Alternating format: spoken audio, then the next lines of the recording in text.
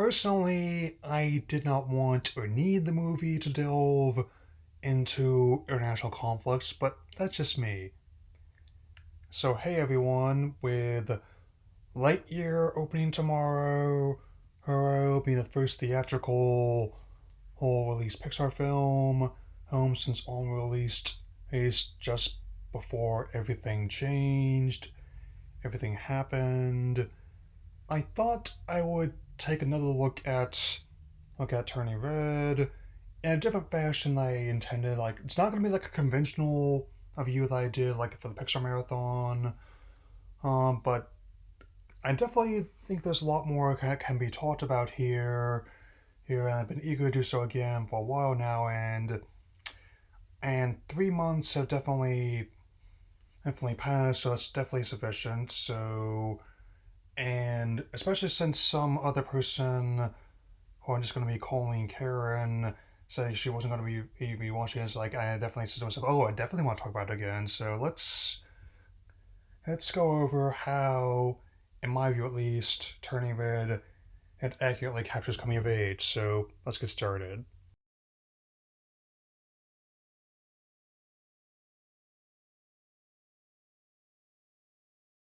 One thing that I've noticed in the 27 years I've been watching these movies and the just over 10 I've been actively reviewing them is how Pixar has been able to capture a specific setting and character dynamic in their films. There's no exception. Whether their story revolves around a toy, an ant, a couple of brotherly elves, a couple of Italian fish kids, or the very nature of the human soul itself. It definitely helps to have that nailed down, and I always tend to prefer when I settings and character specific rather than generalized. I mean, it being told in Canada, in the year 2002, who who and specifically in Toronto, through the lens of a a young woman, this being Mei Lin, who is of Chinese descent, and also this extensive rest of character dynamic we endure. And normally, given the sheer breadth of characters, there'd be a lot to get into, and not much to get into them. But here, that doesn't really happen because of specific archetypes, which I'll be breaking down. Hopefully. So let's start with Miriam, who is what I like to call the or the winging person, the one who's always is there here by the side, basically he the goose to who Malin's Maverick. I mean, and for the record, I will be watching the Top Gun sequence on demand, so let's keep going. I mean, we have Priya, who I like to call the deadpan, who is always able to keep a straight face no matter how ludicrous or a tense situation gets. Which is definitely a essential story and how the inherent weirdness of growing up in that environment can bring even before the panda is out. And on the flip side, we have Abby, who I like to call the jester. I mean, someone who always is here for the party, always looking for a fun time. And try to see the best in a situation even when things aren't always on top. I mean, and also to another extent, we have Tyler, who, for sake of argument, I should call the rival. I mean, well, who is definitely does does their best to get under her May's skin, and but is ultimately revealed, especially for reasons I'll delve into, who elsewhere that perhaps deep down, the two of us are different, and especially is true in the case of of Malin's mother, who is definitely going to be vital to the story, and I'll definitely be getting into that when the time comes.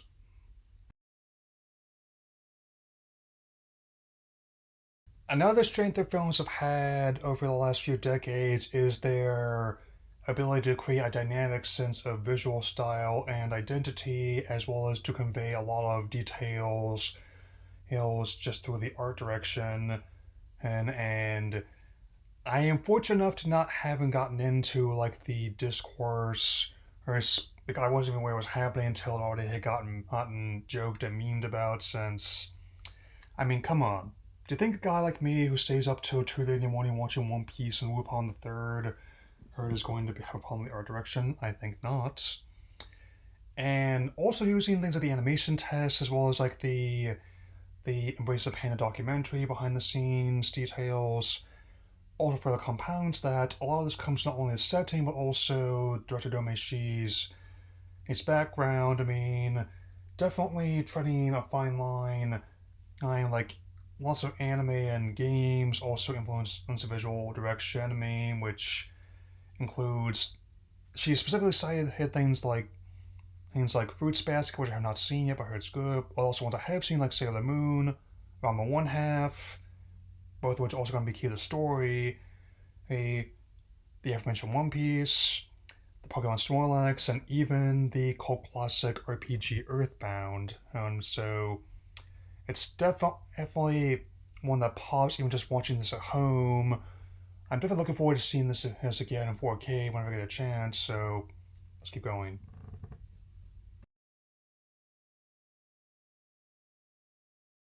Apart from the fact that growing up in an environment is typically not always and heavily never easy, and well as the whole being turning into red panda whenever someone's in a strong emotional state, which happens frequently at that age, it's definitely one key element is how the rising action and can escalate the challenges and by that same proxy make the story more interesting in the process. I mean, that's like the more things deviate from the intended plan and the more challenges arise and by that same proxy how more or problems arise like the I mean the trick is to make them organically linked to the story as opposed to just being thrown in there just because. Since which is different from how it would include who its storylines or how something like the Aquaman Camp Atlantis attempts to do so.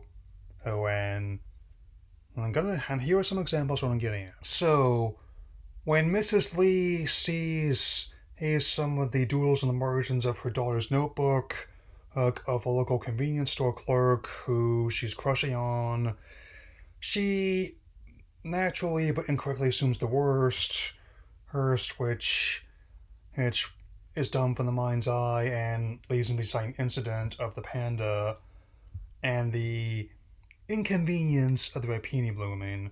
I mean, and even just something simple as like having like an outburst in class and running and deep flying off rooftops, ops definitely through the city, which in 2002 had a population of 4,777,000 people at minimum in that area. I mean, so even though Canada is definitely a not a conventional place to us hosers here most people would kind of be surprised at that. Even so, like a red panda trying to climb a fire escape and seeing that buckle, then knocking over a sign for like a breakfast nook as well. Hmm.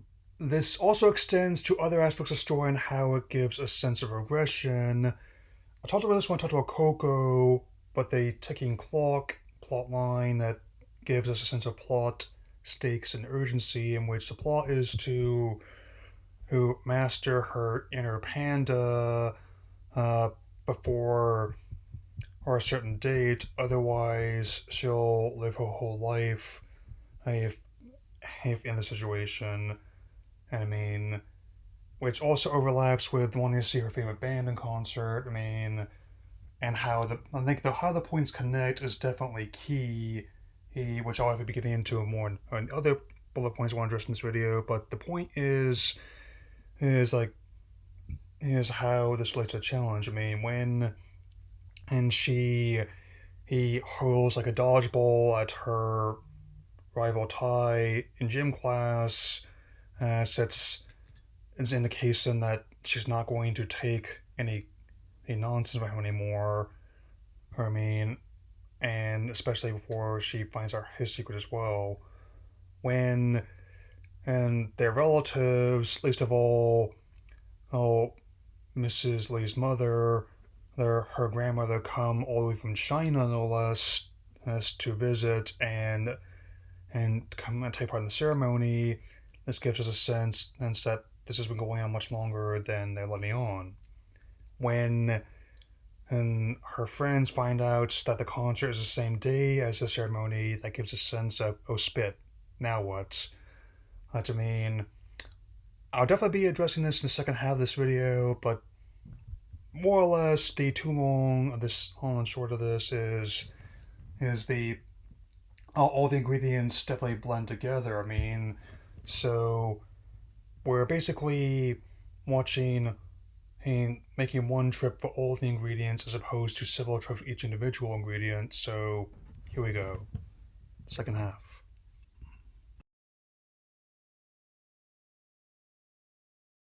Much like other films I've seen, reviewed, I mean, one of the strongest elements of this one is how it shows me perspective that definitely challenges what I've seen before, and also shows me a a world that makes sense with what they're trying to convey. I mean, that's a key vital component of storytelling.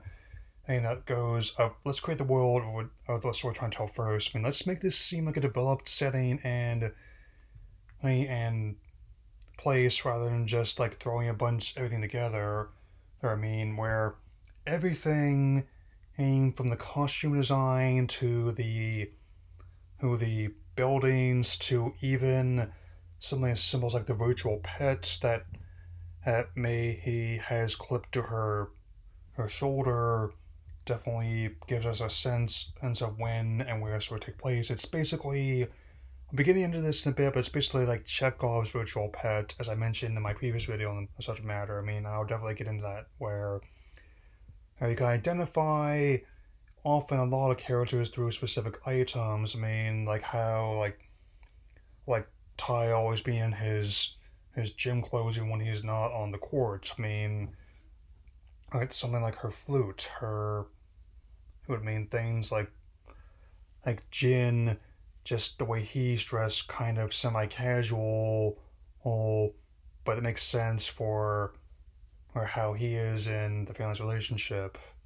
as well. I mean, even little details, like wearing like the runners as well as the kind of the beat up denim as well. I mean, a specific point in 2002 where the 2000s were starting to forge their own identity, but there was still a bit ahead of layover from the previous decade as well. So there's that.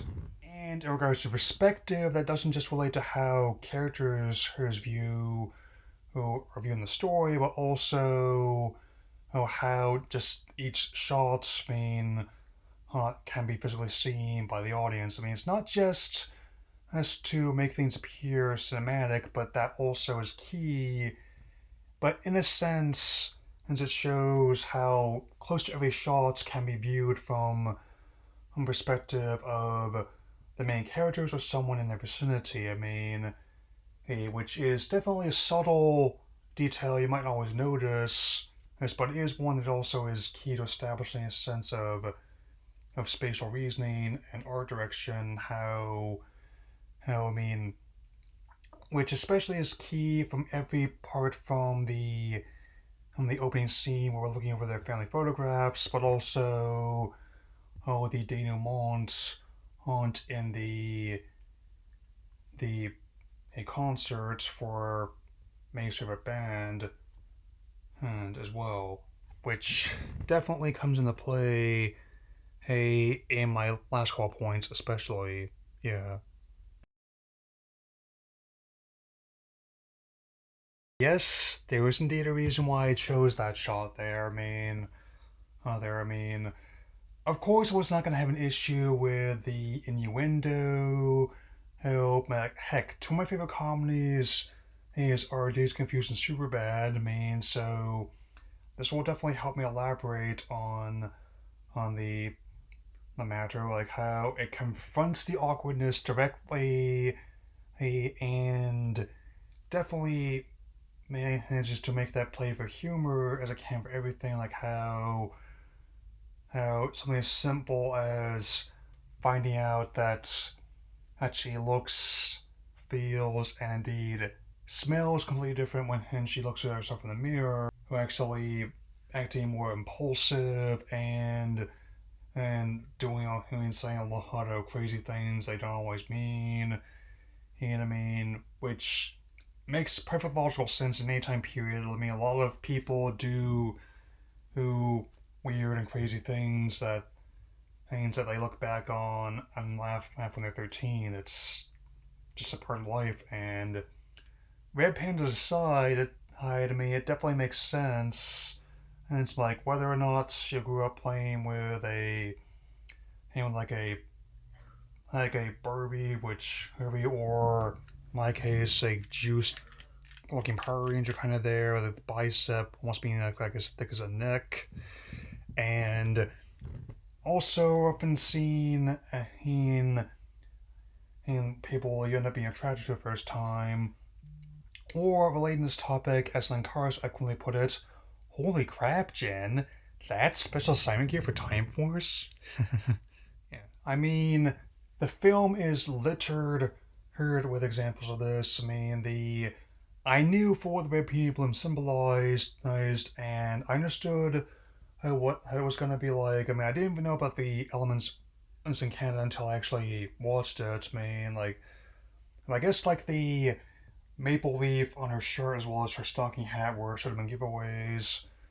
But what I'm getting across here is that I instinctively understood what it was going to be like the moment I saw even like the teaser, her a little over a year ago, around the time Luca was about to stream.